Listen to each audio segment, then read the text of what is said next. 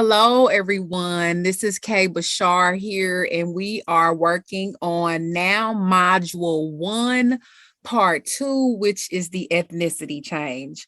I get a lot of inquiries about why do we have to change our ethnicity? I'm Black and I'm proud, and everyone is very much fixated on the color or the categorization of the ethnicity. And so I really would like for it to be overstood is that the terms, if you consider the U.S. corporation and its structure and its hierarchy, and if you know that we are considered human resources, and even in a business that is simply delivering shoes, there is always inventory. A part of that human resource department is the inventory. The reason that we are broken down into ethnicities is so that they are able to categorize us, distinguish who we are, create statistics, etc., etc.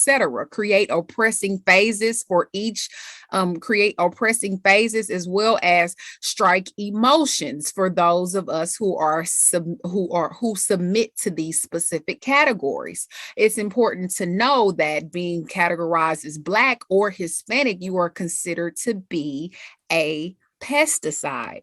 You are considered to be dead, which is considered civil mortuus. Okay. The reason that you are Black or that they consider you to be Black is so that there can be certain protocols, certain stigmas, certain portfolios created to signify who you are, as well as create status quos that consider who you are in stereotypes. All right.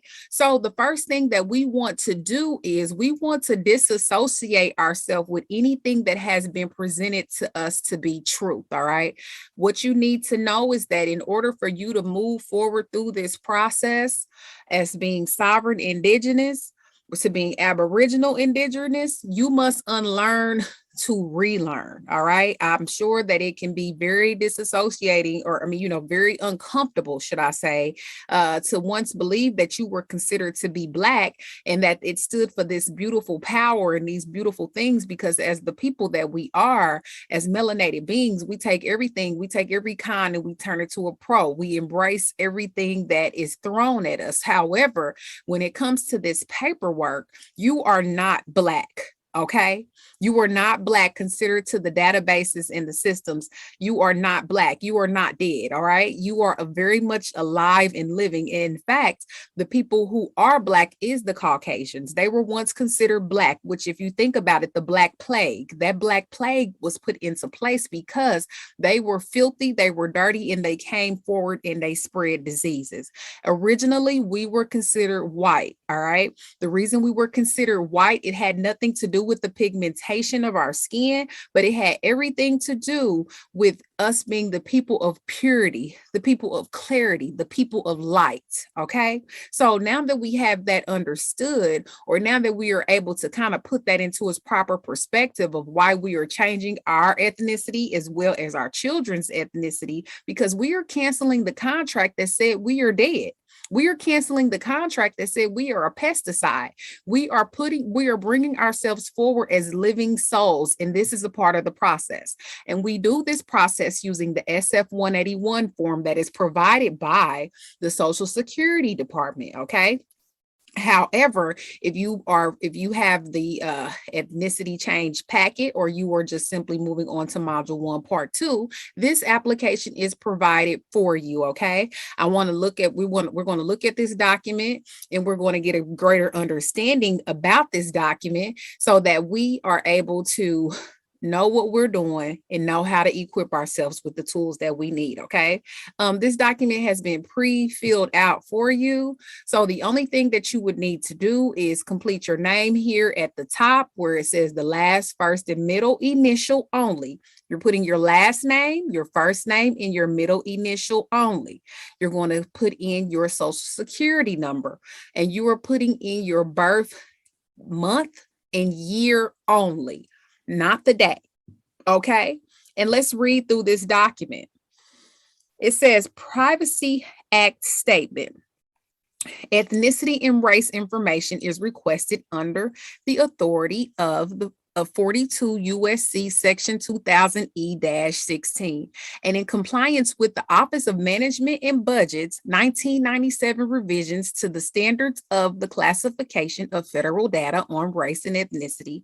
Providing this information is voluntary and has no impact on your employment status, but in the instance of missing information, your employing agency will attempt to identify your race and ethnicity by visual observation. Now, with that paragraph alone, I want you guys to kind of let that settle in. Now, it tells you that providing this information is voluntary, yet they tell you that your employing agency will attempt to identify your race and ethnicity by visual observation only. Or they're not, those who consider themselves to be Hispanic, are they not melanated? I've seen some even darker than me. Are those who not consider themselves to be Ukrainian? Are they not as dark as us, as melanated? So, you know, this is just a tactic. This is just a game that they like to play, because if you says that it holds no, it has nothing to do with anything. It's totally voluntary. It's not important, but yet you still tell me that you want to identify me by a visual observation. No, that's not what we do here. So therefore, we're going to tell them what we are, and whoever is in observation of us must comply to what we say, okay? This information is used as a necessary plan. Let me read that again. This information is used as a necessary plan for equal opportunity throughout the federal government. It is also used as a U.S. Office of Personnel Management or employing agency maintaining the records to locate individuals of personnel research or survey response, and in the production of summary descriptive statistics and analytical studies in the support of the function for which the records are collected and maintained, and for related workforce studies. Now, note, I told you that this information is specifically to keep the inventory and the statistics set up to how they want it to be. Oh, so-called quote, Black people have the highest heart failure rate. Oh, so-called Black women have the highest cancer rate. Oh, so-called Black people, the Black household makes this much income compared to this household. They basically told you exactly what the purpose of them considering your ethnicity for. They told you what is the purpose of them categorizing your ethnicity, what it is for. It is in support of the functions for which the records are collected and maintained, and related workforce studies. That is also so how they can determine how much they are going to pay you, okay? Social Security number is requested under the authority of Executive Order 9397. I highly encourage you to go look that up, okay? Which requires SSN be used for the purpose of uniform, orderly administrative of personnel records. Personnel records, y'all. Inventory. Providing this information is voluntary, and failure to do so will have no effect on your employment status.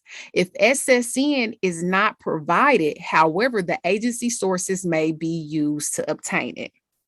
Note that they keep talking about employment.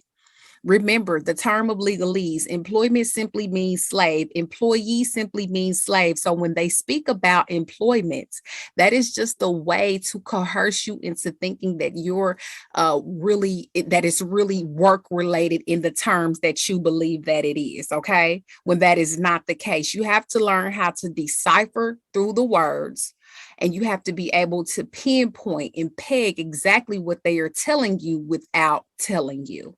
In those 3 small paragraphs, they just said a lot. And I hope that helped you guys to understand why it is important for us to categorize ourselves as we see fit. All right. So you go through and you see here the specific instructions, go through and identify your race or your ethnicity. Okay. Question 1, for those of you who are Hispanic or Latino, they are specifying you as a Cuban, a Mexican, a Puerto Rican, South or Central American, or other Spanish culture or origin, regardless of race. Are you Hispanic or Latino? Even if all of your life you've been beating piñatas and having quinceañeras, you are not Latino. You are not Hispanic, okay? This has nothing to do with heritage. It has everything to do with culture, all right?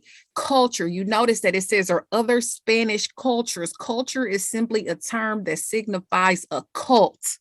A cultic activity, which says that because I'm this race or because I'm this color, I do this and my family does this and we do this and we do that. No, that is a cultic behavior where you are practicing ritualistic activities based upon what it is, or you have specific beliefs based on what it is that they are telling you is your culture. No, heritage is what we focus on, not the culture. Okay. So please, guys, do not get all misconstrued. Do not get caught up in these categories. Okay. Because they just told you what it is that they are doing with this information. All right. This is the information that they use when they create different trainings and seminars on how the peace officers are to handle you. This is the information that they use when they categorize or when they set up who's going to fill up their prisons. All right. This is how they set up which child is going to be placed here and which child is going to be held back here. All right. Think about this in depth. All right. So as you can see here, the racial categories have already been selected for you, which is American Indian or Alaska Native and whites. Now, if you read through the definitions of each category, you'll see that an American Indian or Alaskan Native is a person having origins in any of the original peoples of North or South America, including Central America, or who maintains tribal affiliation or community attachment. Understand that, okay? We are sovereign indigenous. We are Aboriginal indigenous, which means we were here from the beginning of time. Nobody brought us from Africa, okay? This is our native land. This is our land, all right?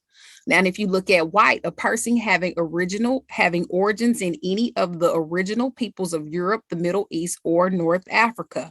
The reason we are standing firm on white is because we are originally the people of white, and this is what you will see us as, okay? Now, let's look at black. A person having origins in any of the black racial groups of Africa. No. I've never been to Africa, and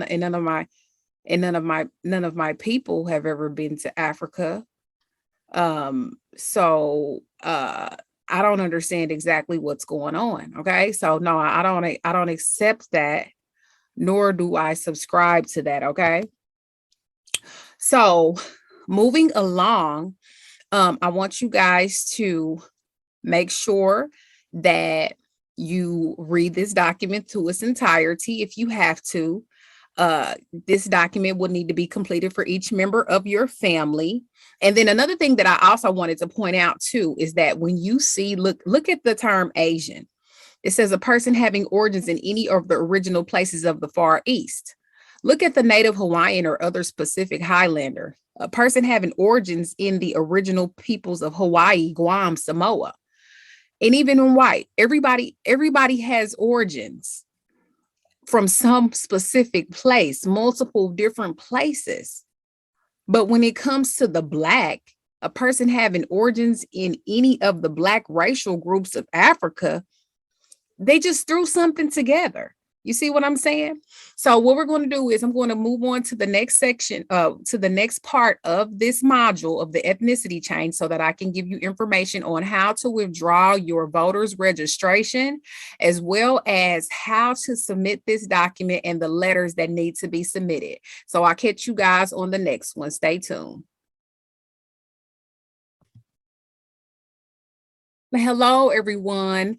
And we are continuing the module 1, part 2, which is the ethnicity change, or you are reviewing the ethnicity change packet. Okay. Right now we are looking over the affidavit to revoke your voters registration. One might ask why we are revoking our right to why are we revoking the voters registration. The reason that we are doing so is because we are not, when you participate in voters registration, what it does is it simply says that you comply to being a citizen because you are participating in a citizen-like activity. Okay. Now, the whole purpose of you doing this is because you are letting them know, hey, I don't want any partakings of your citizenship activities. When you are participating in choosing people who sit in on the elective boards or political, when you're participating in selecting political parties, it is automatically assumed that because you participate in this activity, that you comply to those policies, codes, et cetera, that go with that. Okay. Because you put these people into seat, that means that you are giving them power over you, to say the least. All right. So moving along, you're going to put the current month, day, and year at the top. Your first, middle, and last name, care of rural route, and then with care of rural route postal service address, you put your address there, or your PO box, or whatever box that you have, city, state, and zip. You're going to put your zip code without DC. Leave that just as it is. Your social security account, a private annuity account, which will basically be your social security number right here. Okay. Now, elections administrator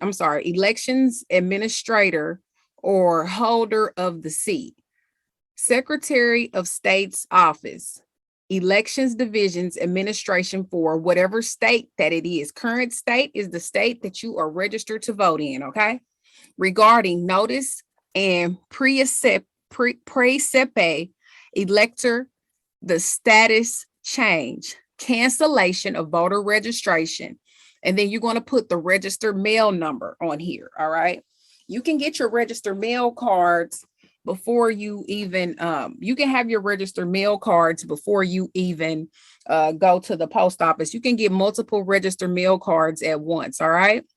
And you can have this number written down or inserted, or you can do it. You can write it in when you get there, whichever works best for you. Okay. To whom it may concern, comes now John T. Doe. That will be your living soul name. All right. The natural living flesh and blood man, a peaceful sovereign of the land under oath, who states that the following information is of his own personal knowledge and belief. I, first, middle, last living soul, do hereby make this declaration of my elector as one who elects their representatives.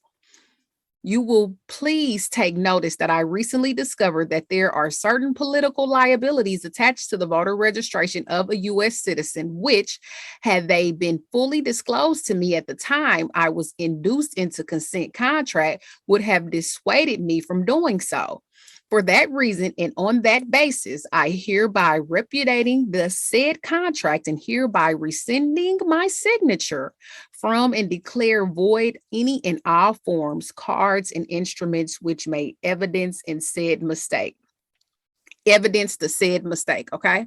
You will also forthwith please remove my fiction DBA. You put your all caps name, minor account from the voters' rolls from the state, whichever state that is, in all caps, and any political subdivision thereof, as well as notify any and all interested parties of this elector status change. My individual sovereign consent is withdrawn and reserved. Acknowledgement of the compliance of this change is required and much appreciated. So that means they should be sending you a response. Okay.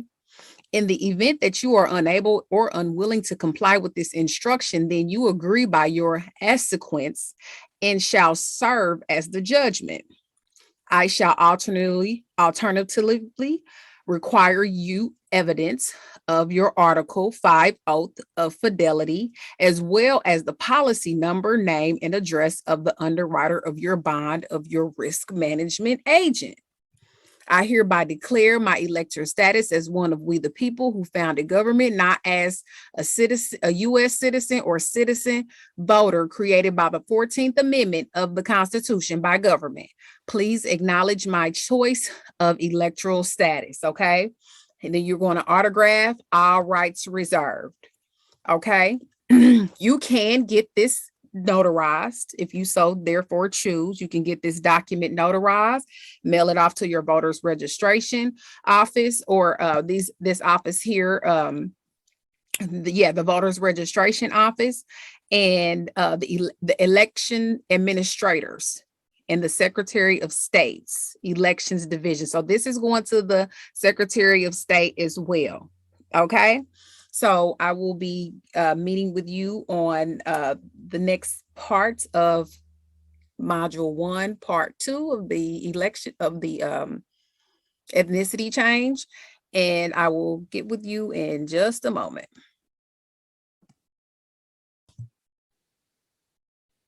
Okay, everyone, and we are coming to a close on Module 1, Part 2 of the ethnicity change, or simply the ethnicity change packet, all right? I have provided you with the Indigenous status correction instructions in its entirety. What you will see in your packet or within this module, there are some letters that have been, that are within a file, okay, that have to be submitted, that must be submitted with these documents, all right? So you would simply follow these instructions as I've already walked you through step 1 through 3, okay? What you're going to do, there is a cover letter that is attached to these instructions. There are 2 cover letters. You are going to fax your SF-181 form along with the letter attachments that have been provided, okay? You're going to fax these documents over to your Office of Management and Budget, as well as your Social Security Administration Office of Internal Affairs. These numbers are provided here, okay, with the cover letters, all right? Then, depending on how your computer prints, you're going to have the Pope's apology, and you will have about a total of 12 to 13 pages to fax over, all right? Step 5, you're going to wait for your confirmation. This is your record for publishing on the fax cover letter provided below. Do not ask for a confirmation. Don't ask for a confirmation from them. Your confirmation will simply be from the machine or through if you're faxing virtually. And what I am noticing is that sometimes you will have to fax over your documents virtually because the analog system sometimes does not communicate with their fax machine. So it just all depends on where you are, okay? You're going to use the cover sheets below and add your name as it appears on your Social Security card with the fax the date and the number of pages, all right? You're going to videotape yourself back faxing over your SF-181 to the OMB and the SSA. And you're going to publish it. You want to publish this on all social media outlets. You want to email it to family and friends. You want to make sure that you get this document seen and published this is your public record, okay? And then you want to also make sure that you send these documents over to your human resources department at your job. You want to get it to your children's schools or your children's colleges. You want to send it to your union representatives. You want to send it to your doctor's office and your children's doctor's office. You want to make sure that you get it published all across the internet, okay? You can post it on your TikTok. You can do whatever you need to do, as this will serve for your public record. But a part of you sending these to those different departments is because you are putting them on notice that you or your children should no longer be classified as Black, okay, or Hispanic. Now, if you have any children over the age of 18, you will need to do their SF-181s individually, and you would need to include the documents, include the 5 supporting documents. All right. You must have the fax confirmations for each one of your children. So when you're faxing, everything that you're doing, you would do individually for every person.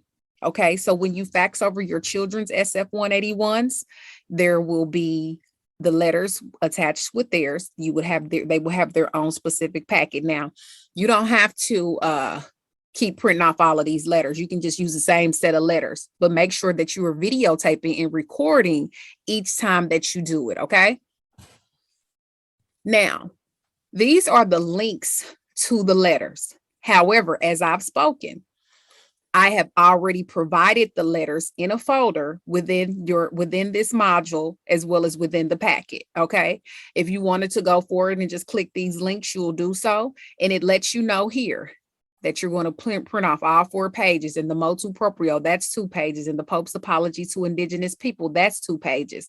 When you are printing off, the Pope's message of peace, no more slaves, but brothers and sisters. You just only need page 1 of 9. Okay. So you're only going to fax over page 1 and 9. The American Declaration of Rights of Indigenous People, you're only going to print off pages 1 and page 167. Okay. Now you need to make sure that you keep these letters in order. In the order that I'm giving them to you, make sure that they are in that same exact order. All right. Now, once you've done this, once you've faxed over to the OMB and the Social Security Internal Affairs Office, now you're going to take everything, including your confirmation pages for each of your children, for each of you and your husband, for everybody individually. You're going to send this over via registered mail to the Social Security Administration Office of Public Inquiries. All right. I have the address and everything provided here below. All right.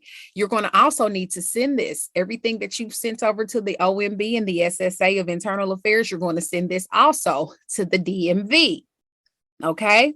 And along with this, when you get to the voters' registrations, if you are registered to vote, you are going to make sure that you submit the SF-181 along with the letters, as well as with the cancellation of the voters' registration affidavit. This is all going to be going to the voters' registration, including the confirmations and everything. Take a photo of the envelope and the contents and publish it along with your proof of delivery. All right. So you want to basically lay out all the papers, take the pictures, and get that sent over. All right. And this is critical as voter registration relays your race and ethnicity to law enforcement. You understand? Now you want to get that in the system. Now, when you're sending registered mail, everything should be sent in the value of $55. All right. You want to request a green return slip, as it's called the PS form, the Postal Service Form 3811. That's your green card. All right. I explained that in your introduction. You have full information about that. When you get there, the clerk will more than likely ask you, do you want to send it certified? You do not want to send anything certified. All right. Now, if you receive any disability, you want to also put them on notice. There's a different form that must be attached. All right. Look, there's a different form that must be attached. You can click this link here and complete the form. It's a very short form. It will not negatively affect you. Okay. If you receive welfare, food stamps, or housing, you want to submit the same documents. I mean, the confirmation pages, you want to submit the letters, the SF-181, everything. All right. If you were in the military, you want to have this document added to your file. You want to give it to your lieutenant, your general, or whoever. And if there are any prisoners, if you want to do this for any prisoners, you will want to have their attorney do it for them and submit it into their case if you have incarcerated loved ones. All right. And if you continue to scroll down here, you will see the fax cover letters that have been provided. Okay, the fax cover letters have been provided below. You're going to fill this out accordingly. Like I said before, do not request a confirmation. Your confirmation will be from the machine that you are using. All right. And so this is the completion of the instructions on how to complete your ethnicity change and how to complete your SF1